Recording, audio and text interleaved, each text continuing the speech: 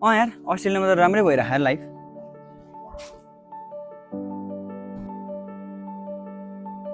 सुने त्यसको त बिहे हुँदैछ अरे त। के भन्छ? ल त थाहा छैन? नाइ तिमीहरू त पहिला खतम मिल्दैछ त। मिल्ने साथी थियो तर गयो अस्ट्रेलिया भन्दैन भने म भने त्यसकै भरोसामा। त्यसो के स्टार्टअप आइडिया थियो, अब के वर्कै गरिरहेको थिएन अनि कति टाइम वेस्ट गर्नु? आइडिया नयाँ थियो, केही टाइमपछि त वर्क गरिहाल्थ्यो नि, थोरै मिहिनेत गरेर भइहाल्थ्यो नि। त्यसको पो बाउको सम्पत्ति थियो यार, आफ्नो त फ्यामिलीलाई सपोर्ट गर्नु थियो, अब चाँडै पैसा कमाउनु थियो। अरे यार मलाई मेरो बाउको पैसामा जिउनु नै थिएन, त्यही भएर त आफै मिहिनेत गरिरहेको थिएँ। त्यो कुरा छोड, त्यसले मलाई आफ्नो परिवार मान्थ्यो होइन। मेरो दिदीको बिहेमा शुद्ध आएन त्यो। भर्खर अस्ट्रेलियामा सिफ्ट भएको थियो यार, कति रस थियो।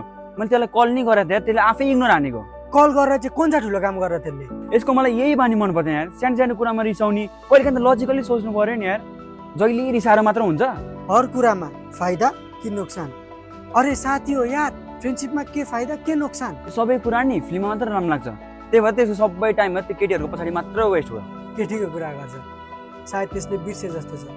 मैले जहिले त्यसलाई नै इम्पोर्टेन्स दिएको थिएँ। म जब कलेजमा फेल भएको थिएँ नि, त्यति बेला सुसाइड गर्ने सोचहरू आउँथ्यो। जब मेरो बाबा बिरामी हुनुहुन्थ्यो, 10-10चोटि हस्पिटलको चक्कर काटिरहेको थियो। त्यति बेला जसरी कल गर्थ्यो, भेट्न आउँथ्यो, सँगै हुन्थ्यो। सब काम छोडेर मसँगै बस्थ्यो। तर अहिले